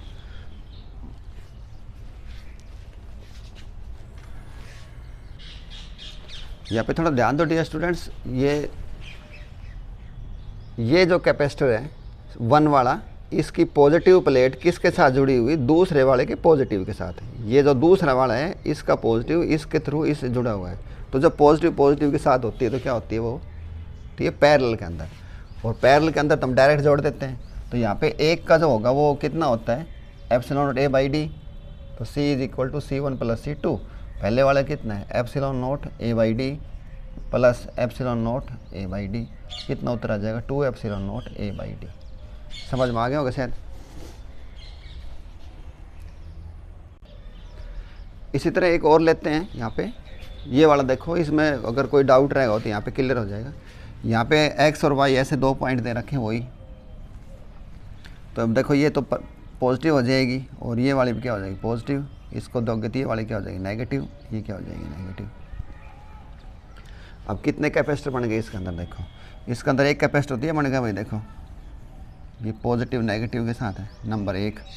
ये बीच में कोई कैपेसिटर नहीं बना क्योंकि दोनों प्लेट नेगेटिव नेगेटिव है, जबकि पीपीसी में एक पॉजिटिव एक नेगेटिव होती है, यानी ये तो कुछ नहीं है। दूसरा एक ये बनेगा नीचे वाला, ये दूसरा बनेगा, बीच में कोई कैपेसिटर नहीं है, हालांकि आपको लाइन बेशक दिखाई दे रही है। तो अब देखते हैं भाई ये कैसे हैं, पहले वाले का पॉजिटिव, दूसरे वाला पॉजिटिव, ये दूसरे की पॉजिटिव लाइन है, ये पहले की पॉजिटिव लाइन है, ये दोनों जुड़ी हुई है, तो वही पैरेलल कॉम्बिनेशन है। तो यहाँ पे भी कितना उत्तर आ जाएगा, 2 epsilon not A by D. ऐसे इनको हम सोल्व कर लेंगे। यहाँ पे एक और देखते हैं स्टूडेंट्स, उसका देखो पैटर्न ऐसे दिया है, जैसे इसमें एक थी, इसमें 2 थी, अभी ऐसे घुमा दिया हमने, तो वही पॉजिटिव काम करेंगे तो ये वाली पॉजिटिव होगी और ये भी पॉजिटिव होगी। यहाँ नेगेटिव लगाएंगे तो ये क्या हो जाएगी, ये भी नेगेटिव हो जाएगी और ये भी नेगेटिव। अब देखते कितने कैपेसिटर बन गए, एक पॉजिटिव एक नेगेटिव कैपेसिटर, एक पॉजिटिव नेगेटिव कैपेसिटर 2, एक पॉजिटिव नेगेटिव कैपेसिटर 3, और इसका पॉजिटिव 3 वाले के पॉजिटिव के साथ है, यानी कि सीधी बात है पॉजिटिव पॉजिटिव के साथ है, तो कितना उत्तर आ जाएगा यहाँ पे, 3 epsilon not A by D. तो डियर स्टूडेंट्स, गेट इवनिंग, शाम हो गई है और there is no sufficient light for the shooting. तो उम्मीद करता हूँ आपको ये जो कैपेसिटर वाला जो मैंने करवाए पर्सन आपको समझ में आ गए होंगे। ये वाली स्पेशल चीज़ करवाई है, इनको थोड़ा अच्छी तरह करना, बहुत ही आसान तरीके से मैंने पढ़ाई है। तो उम्मीद करता हूँ आपको सारी बात समझ में आ गई होगी। Thanks, have a good day.